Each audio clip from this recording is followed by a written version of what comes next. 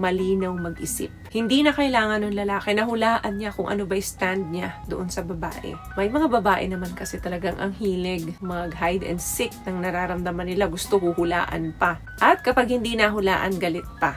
Maitim ba skin? Underarm at singit mo? K-Skin ang bahala sa'yo. Premium ang ingredients, paraben-free and sulfate-free, and FDA-approved, kaya safe for everyone. With K-Skin, ibalik ang alindog mo. Huwag nang magpahuli. Hi guys! Welcome back to our channel. Kumusta po kayong lahat? Sana ay nasa mabuti po kayo. At sa mga hindi po nakakakilala sa akin, my name is Cheryl Ting. At kung bago lang po kayo sa channel na to, pwede po bang makingi ng isang favor to please consider to subscribe dito po sa ating channel. And also, huwag niyo na rin po sanang kalimutan i-like and i-follow ang ating Facebook page official and also ang ating TikTok account, Cheryl Ting. Maraming salamat po. And for today's video, let's talk about types of women na hinahangad ng mga kalalakihan na sana matagpuan nila. Hindi lahat ng babae na nakilala ng isang lalaki ay makakapagpabago sa kanya. Merong isang klase ng babae lang talaga na pwedeng makapagpabago sa isang lalaki. Kapag ang mga katangian na ito ay nasa isang babae. Ang babaeng magbibigay sa kanya ng kapayapaan. Kapayapaan ng isip, kapayapaan ng puso. Clarity and consistency sa buhay niya. Kapag naramdaman niya ang mga bagay na yan sa sarili niya, everything change. Titigil na ang mundo niya sa babaeng yan.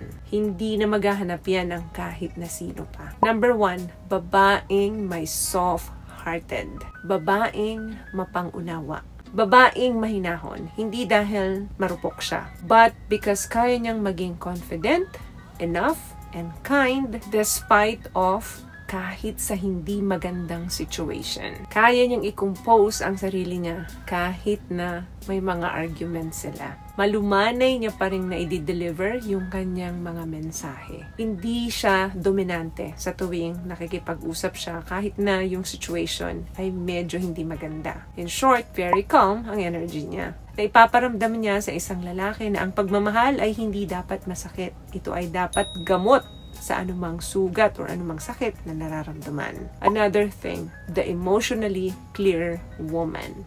Malinaw mag-isip.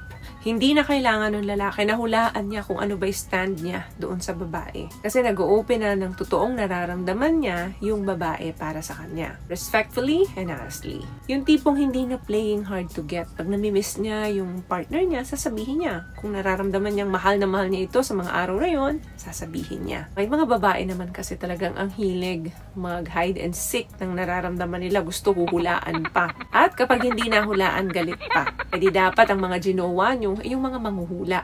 Gustong-gusto ng lalaki na nabibigyan sila ng emotional clarity ng mga partner nila. Hindi yung nakitatago ng feelings na very confusing para sa kanila. Another thing na sana ito yung babaeng matagpuan ko or sana ganito yung kapartner ko. Babaeng mas nag-i-initiate ng kahit na ano. Text, call, or kahit sa sex. Kapag mahal ng isang lalaki ang isang babae, gustong-gusto niya na mas nagtitext ito ng una, tumatawag ito ng una, or nag-aaya ito sa kanya. Yung tipong hindi niya na kailangan habulin yung babae para lang i-prove kung ano yung pagmamahal na nararamdaman niya dito. Kasi binavalue mo yung connection mo doon sa partner mo. Kukumustahin mo siya kahit na hindi kanya tinitext or hindi kanya kinumusta kung kumusta yung araw niya, kumusta yung trabaho niya. Not because para i-manipulate siya, but because pinararamdaman mo na you care for him. It's not about control.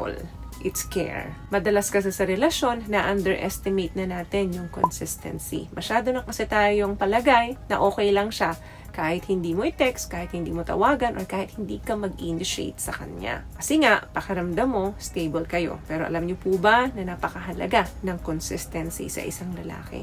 Hindi madalas inaamin ng lalaki yan. Pero, yan ang katotohanan. Kinikrave nila yan sa isang babae. What I love about this product, itong No More Dark Secret ng K-Skin, bukod sa may advanced whitening na siya na kung saan pwede niyang matulungan na pumuti yung mga singit-singit mo, moisturizing, meron siyang anti-irritation, antibacterial, maintain healthy pH level. Hindi lang pambabae, meron din po tayong pang lalaki. Another thing, babaeng pinagsisigawan siya. Hindi sinisigawan ha, pinagsisigawan siya. Hindi siya natatakot na ipakita sa mga tao kung gaano siya ka-proud dito sa partner niya. Pinagmamalaki ka niya, dinidepensahan ka niya kahit na wala ka sa tabi niya. You stand beside him, private man yan or public. Yung hindi mo tinatago kung gaano siya ka-importante sa'yo or kung gaano mo siya kamahal. Ikaw yung tipo ng babaeng who turn partnership into purpose. Kung may mga achievements ka, isinasama mo yung partner mo sa panalo mo.